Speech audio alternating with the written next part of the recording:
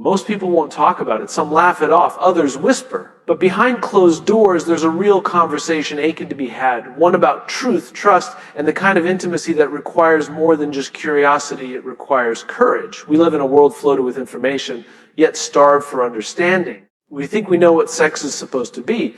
But when was the last time we paused to ask why we feel shame around certain desires? Anal sex is more than a physical act. It's a mirror, one that reflects our comfort with vulnerability, our willingness to communicate, and our capacity to honor each other's boundaries. It challenges what we've been taught. It stretches how we define connection.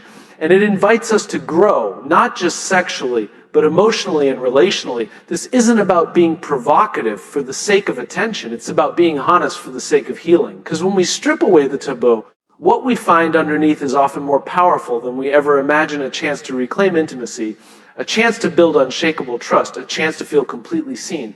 So if you've ever wondered what's on the other side of judgment, fear, or silence, you're about to find out.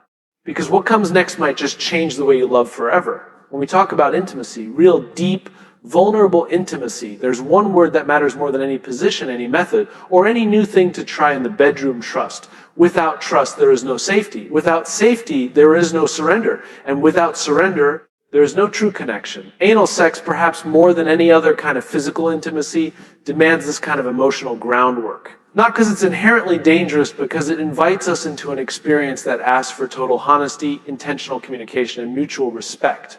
Too often people jump to the technique. They want to know the how, to the steps, the tricks, the tools.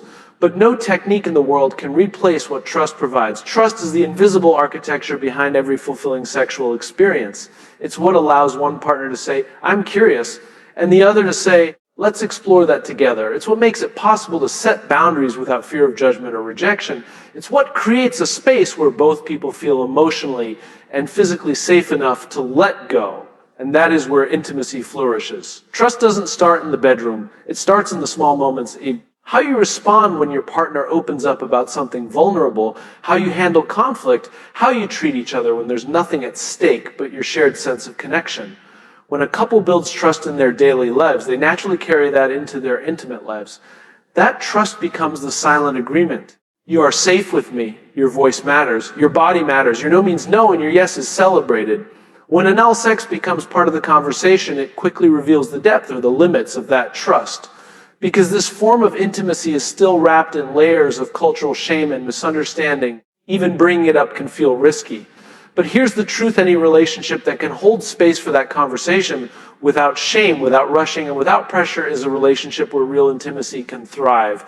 It's not just about saying yes, it's about asking why. Why does this matter to you? Why now? What does it mean to us as a couple to explore this? That dialogue isn't awkward, it's essential. It gives each person permission to be fully themselves, to express needs, fears, boundaries, and desires without being judged. It's in these moments that couples discover not just sexual compatibility, but emotional alignment. In a world obsessed with performance, trust is the great equalizer. It levels the playing field. You don't have to be an expert, and you don't need to get it right. What matters most is that both people feel heard, seen, and respected. With trust as the foundation, mistakes become moments of learning, not shame. Vulnerability becomes a bridge, not a burden. This isn't just about sex. This is about creating the kind of relationship where your whole self is welcome. Your curiosity, your insecurities, your pleasure, and your limits. When trust leads the way, there's no need to impress, pretend, or perform. You're just there together in the truth of the moment. So, yes, technique matters. Preparation and education, those things absolutely matter. But none of them mean anything if trust isn't present. Trust is the soil where all the other things take root. It is the invisible force that transforms a physical act into an emotional experience. When it begins with trust, everything else, every new exploration, every deeper connection has the chance to become not just pleasurable, but profoundly meaningful. Shame is one of the most powerful silencers in our lives. It creeps in quietly, disguised as morality, tradition, or what people will think. And before we know it, it's steering our decisions, not our values, not our curiosity, and certainly not our truth. When it comes to sexuality, and specifically topics like anal sex, shame often speaks louder than honesty. It convinces us to stay silent, to suppress natural curiosity, to avoid conversations that could deepen connection. But here's the reality. Shame is not the voice of wisdom, it's the voice of fear. And if we want to experience real, fulfilling intimacy, we need to stop letting fear masquerade as virtue. Curiosity, on the other hand, is a sign of aliveness. It's not something to be embarrassed about. It's something to honor. When someone becomes curious about an aspect of their sexuality, that curiosity isn't inherently deviant or dangerous. It's a question. It's a desire to understand oneself more deeply, to connect more fully with a partner, to break through old limitations. That kind of curiosity takes courage. It means being willing to ask, what do I want? What am I afraid of? What have I been taught to believe? And is that belief still serving me? Unfortunately, too many of us were raised in environments where curiosity was treated like a threat. We were told certain topics were dirty or wrong. We were made to feel that even asking questions meant something was broken in us. So we learned to tuck our curiosity away in hidden corners of our minds. We don't talk about it. We don't explore it. We don't even admit it to ourselves. And the longer we do that, the more disconnected we become from our own bodies, from our partners, and from any hope of intimacy that goes beyond the superficial. But here's the truth: shame never protects us. It only limits us. It builds walls where there should be bridges. It silences the most important conversations we could have with the people we love. And it doesn't prevent people from making mistakes. It just prevents them from learning in the open.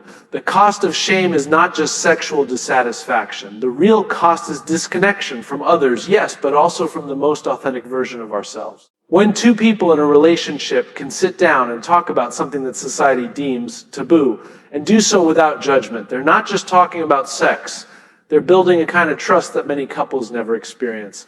They're saying, I see you, I accept you, I want to understand you. That is the essence of real intimacy. That's the soil where long-lasting, meaningful relationships are grown.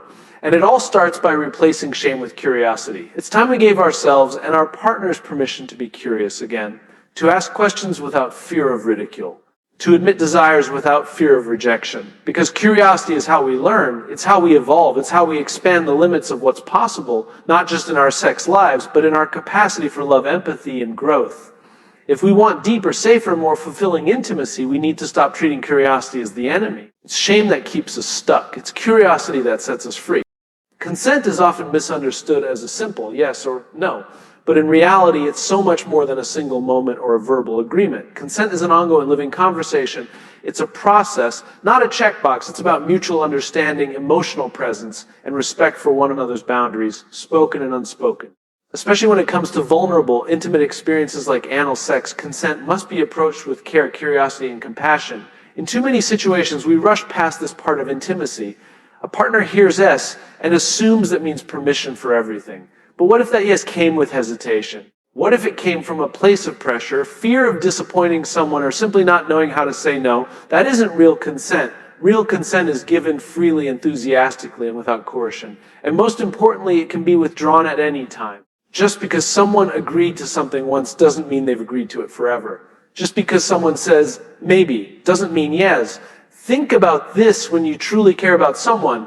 Do you stop listening after the first answer? Or do you keep checking in? Do you stay attuned to how they feel, not just what they say? That's the essence of consent. It's staying present. It's noticing body language, tone of voice, and emotional shifts. It's asking, are you okay? And meaning it. It's offering space to speak up. It's slowing down, giving room for uncertainty, and never making someone feel like their boundaries are an inconvenience. This is especially important in sexual experiences that involve higher levels of vulnerability, physically, emotionally, or socially. Anal sex carries with it a host of cultural baggage, personal fears, and potential discomforts. That doesn't make it wrong, but it does mean both people must feel safe enough to express themselves openly. And that kind of safety doesn't just appear. It's built through trust and reinforced through conversation. Consent means checking in before, during, and after. It means asking questions like, how are you feeling about this? Do you want to stop? Is this still okay? What would make you feel more comfortable? These questions aren't interruptions to the mood, they are the mood. Because real intimacy isn't about achieving a goal, it's about being in sync with someone. It's about presence, responsiveness, and mutual care. One of the most harmful myths we've inherited is the idea that consent is unsexy or that talking too much kills the passion. But the truth is, consent is the sexiest thing in the room. It creates the freedom to let go, to fully enjoy, and to explore without fear. When someone knows they can speak up and be heard, they relax. They trust. And that trust becomes the foundation for a deeper, more fulfilling experience for both people. On the other hand, when consent is rushed or neglected, everything suffers. Even if no one says no, a lack of true consent leaves space for confusion, resentment, and even trauma. And once that trust is broken, it takes much longer to rebuild. So why not build it right the first time? Why not make the conversation part of the connection? Let's stop treating consent like a formality. It's not a speed bump on the way to pleasure. It is the pathway to pleasure. It tells your partner, I see you. I value you. I care about your experience as much as mine. That kind of message doesn't just lead to better sex. It leads to better relationships. In the end, consent is not a performance. It's not something you do once and forget. It's the quiet, steady voice of respect. It's the heartbeat of true intimacy. And when we start treating it as a conversation, not just a contract, we open the door to safer, richer, more empowering experiences for everyone involved. In our culture, exploration is often framed as something wild, impulsive, or even reckless, especially when it comes to sex. We're taught to see curiosity as a kind of thrill, seeking something done just for the rush, the novelty, the heat of the moment. But real exploration, the kind that leads to genuine intimacy and deep satisfaction, isn't aimless, it's intentional. It's rooted in a desire to get to know yourself and your partner more fully. When you explore with purpose, pleasure becomes not just a possibility, but a natural outcome. Purpose doesn't mean turning sex into a checklist or a performance. It doesn't mean overthinking every moment. What it means is entering the experience with clarity, presence, and respect for yourself and for the person you're sharing it with. It means asking the deeper questions before you try something new. Why am I interested in this? What does this mean to me? What am I hoping to feel, to give, to understand? That kind of purpose transforms sex from a physical act into an emotional journey. Take anal sex as an example. It's one of the most stigmatized and misunderstood areas of intimacy. For many, it carries a mix of fear, shame, and curiosity. Exploring it without understanding, without purpose, can lead to discomfort, disconnection, or even emotional harm. But when both partners enter that experience with openness, intention, and trust, it becomes something completely different. It becomes an opportunity for vulnerability, communication, and profound connection. Purpose gives you a compass. It helps you navigate not just the physical logistics, but the emotional layers that come with trying something new. It reminds you that this isn't about pushing limits for the sake of ego, but about expanding the boundaries of love and trust. It invites you to create a safe space where desires can be expressed without fear, where boundaries are honored, and where pleasure is a shared, evolving language. And that's the key when you approach intimacy with purpose. You're not just seeking pleasure for its own sake. You're creating it together. You're listening not only to your body, but to your partner's needs, reactions, and unspoken signals. That kind of attention is rare, and it's powerful. Because when someone feels seen, respected, and understood, they open up. They relax, they become more in tune with their own pleasure and with yours. This doesn't mean everything will be perfect. Purpose doesn't eliminate awkward moments, unexpected emotions, or the occasional misstep. But it changes how you respond to those moments. Instead of feeling shame or frustration, you feel curiosity. You ask questions. You grow together. That growth is where the real satisfaction lies. Not just in the act itself, but in what it reveals about your relationship. Pleasure without purpose is fleeting. It might give a temporary high, but it often leaves behind confusion, disconnection, or regret. Purpose without pleasure, on the other hand, can feel rigid or overly controlled. But when the two meet, when you explore with purpose and allow room for joy, spontaneity, and fun, that's when intimacy becomes unforgettable.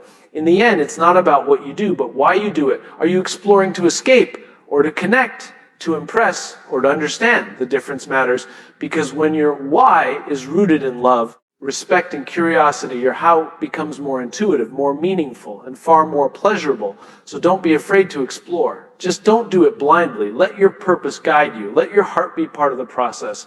And what you'll find isn't just new pleasure, it's new depth, new trust, and a whole new way of being close to someone you care about. Taboos are powerful. They're the invisible rules society places around certain topics, especially to keep them hidden, silenced, or stigmatized. These rules are rarely spoken, but they're deeply felt. We learn them through glances and judgments. And few taboos are as charged, as tightly guarded as the one around anal sex. But here's the true thing: when we dare to talk about what's been kept in the dark, we don't just challenge, we create space for healing, honesty, and deeper human connection. Breaking taboos breaks down walls, not just between people, but within ourselves. When we avoid a conversation because it makes us uncomfortable, we give that discomfort power. We build a wall around it. We tell ourselves that's not okay to talk about, or people will think differently of me if I bring that up. Over time, those walls don't just keep others out, they trap us inside. We become afraid of our own curiosity, ashamed of our desires, and disconnected from what we really feel. Taboos isolate, they don't protect intimacy, they prevent it. But when someone finds the courage to ask, to share, to say, this is something I'm curious about, something powerful happens. That wall cracks, the air changes, the relationship becomes more honest. Not because you've agreed to anything yet, because you've opened a door that's been locked for too long. And in that space, where vulnerability replaces fear, real intimacy begins to grow. This kind of openness doesn't come easily. It's scary. It might mean confronting shame you didn't even realize you were carrying. It might mean admitting something to your partner that feels risky or hearing something from you didn't expect. But these moments, while uncomfortable, are also transformational. They invite a level of trust and connection that polite, surface-level relationships never touch. There's nothing inherently wrong or dirty about anal sex or about any consensual act between adults. What makes it feel taboo is the silence around it. It's the secrecy that breeds shame, and shame thrives in silence. But when you put language to something, when you name it, explore it, talk about it, you take away its power to control you. You shift the dynamic as forbidden to, this is freedom, this is something we can discuss, understand, and approach with respect. Breaking taboos doesn't mean pushing your partner into something they're not ready for. It doesn't mean crossing boundaries. What it means is bringing truth to the table. It means making space for honesty. It means saying, let's be real with each other. Let's talk about what we've been too afraid to say. That kind of communication builds emotional intimacy, even if the physical act never happens. Sometimes just knowing you can talk about something without being judged is enough to bring two people closer.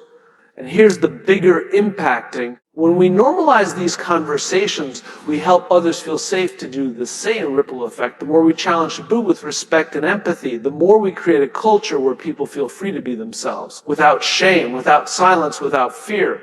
That doesn't just change relationships, it changes lives. At its core, breaking a sexual taboo isn't being provocative, it's about being honest. It's about saying, I trust you enough to show you who I really am. And when that kind of trust is met with acceptance, walls fall, distance disappears. What's left is a relationship rooted in truth. And that kind of relationship has the power to endure, to grow, and to become something deeply fulfilling. So don't be afraid to challenge the silence. On the other side of that awkward moment, that brave conversation is something real, connection, clarity, and the kind of love that thrives in truth, not illusion. There's a common misconception that true freedom in relationships, and especially in sex, comes from breaking rules, defying expectations, and doing the things we're told not to. It's easy to romanticize rebellion, to believe that fulfillment is found by going against the grain, testing limits, or proving that no one can tell us what's right or wrong. But real fulfillment doesn't come from rebellion. It comes from respect, not just for others, but for yourself, your values, your boundaries, and your desires. Respect isn't a limitation. It's the foundation. It's what allows exploration to be meaningful instead of impulsive. It's what turns intimacy into a source of deep connection rather than fleeting escape. When you respect your partner's needs, their fears, their experiences, and their boundaries, and they do the same for you, you create a space where fulfillment is not only possible, it's sustainable. And that kind of fulfillment is far more powerful than anything rebellion can offer. Rebellion often comes from a place of reaction. It's a way of pushing back against repression, against shame, against the rules we were raised with. And that can be an important phase in personal growth. Sometimes we do need to question what we were taught. We need to examine the voices that told us certain topics, like anal sex, for example, were wrong, dirty, or dangerous. Rebellion can help us wake up, but it's not where we should stay. Because without respect, rebellion can turn into recklessness. It stops being about truth and starts being about ego, about proving something to someone else. And that's not intimacy. That's performance. Fulfillment, on the other hand, is rooted in presence. It's born in the moments when you and your partner feel safe and understood. That doesn't happen when you're trying to shock or impress each other. It happens when you're honest, when you communicate openly, and when both of you feel free. Not both of you broke the rules, but because you created your own together with mutual care. Respect is what lets you go deep. It's what allows for the vulnerability necessary in the most intimate moments. It tells your partner, I'm here with you, not just for the experience, but for the connection. I value not just your body, but your emotional safety and your truth. That level of respect doesn't kill desire, it fuels it. Because when someone feels safe, they feel free to explore. They're free to ask for what they want, to let go, to surrender to the experience. And when both people feel that way, intimacy becomes rich, deeper, and far more satisfying. This is where the conversation about taboo topics like anal sex becomes especially important. Approached with rebellion, it can feel like an act of defiance, but approached with respect, it becomes a shared exploration, something meaningful, tender, and connective. It's not about shocking someone or testing boundaries for the sake of control. It's about expanding the relationship through trust, curiosity, and care. Ultimately, fulfillment doesn't happen when you do something just because you can. It happens when you do something because it reflects who you are, what you value, and what you genuinely want to experience with someone else. That's what makes it lasting. So if you're seeking more out of your relationships, more out of your sex life, more out of yourself, don't chase rebellion, chase respect. Build a foundation of honesty, empathy, and mutual understanding. Because in that space, the possibilities are not only endless, they're deeply, beautifully fulfilling.